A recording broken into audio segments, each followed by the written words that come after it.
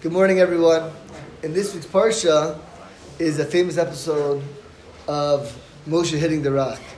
And there's a machlokas between Rashi and the Ramban of what was the main issue that Moshe did wrong. Was it that he hit the rock? Or is that he called the Jews, you rebels, O sinners, right? So Rashi is of the opinion that what Moshe should have done was he should have spoke to the rock, but instead he hit the rock not just once, nonetheless he hit it twice. The Ramban argues and said, no, the problem with Moshe, what he did is that he called the Jews, you rebels. And he spoke, he didn't bring them up, he spoke to them down. And the Kedushas Levi, the Heilige Berditchever, gives an amazing Torah. He says, when we've come across people in life that are not acting the proper way, there's two ways to give them rebuke. One is to speak about how great they are. And see, you know how great you are when your kid does something wrong. You can yell at them all you want. Or you can say, do you know how amazing you are? And you can bring them up. That's one way to stop them, by elevating them. The other way is by yelling at them and degrading them and telling them all the stuff they do wrong. There's a famous story of the Berditchever who was once walking home on Tisha B'Av and he saw a water carrier carrying a bucket of water, eating food. So the Berditchever, obviously, the first thing he says, what? Yom Kippur. Yom Kippur? Yeah, he was smoking a cigarette. That's probably another story. I heard the one in the Tisha B'Av where the water carrier was eating, and he says, you must be so hungry.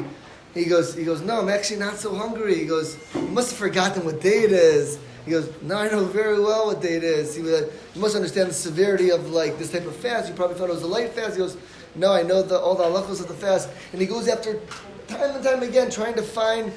And the guy's like, no, I know what fast it is. I'm eating on purpose. I'm doing nothing wrong. And the bishop returns to Hashem and says, Hashem, look at your holy children. Even when they're doing averos, they're not lying about it. They're so honest and so truthful. He couldn't find anything wrong with them. The Ramban says in this week's Parsha, the reason why Moshe was punished wasn't because he hit the rock. It's because he called the Jews rebels. He put them down when he could have elevated them by saying, you know how great you are? And Rav Kook says an amazing Torah. He says this moment was an archetypical moment in Judaism because what he was really teaching them was like, on the way to get into Eretz Yisrael, do you understand what the land, you know what the whole purpose of creation is?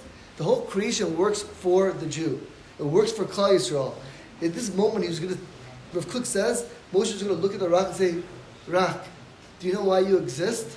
The whole reason why you exist is for my beloved Jewish people, to give them water in a time of need.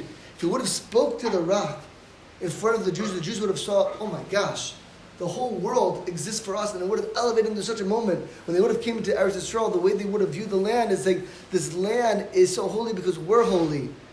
He would have given over this loop of tremendous responsibility and love between creation and the people, between the land and the people. And Moshe missed that opportunity because he spoke down to them. So I think we should all learn from this lesson when we have children, ourselves, spouses, friends. When they do something wrong sometimes, we should use the opportunity to lift them up, and we should realize that the whole world, everything inanimate is really for us if we act our part. Okay.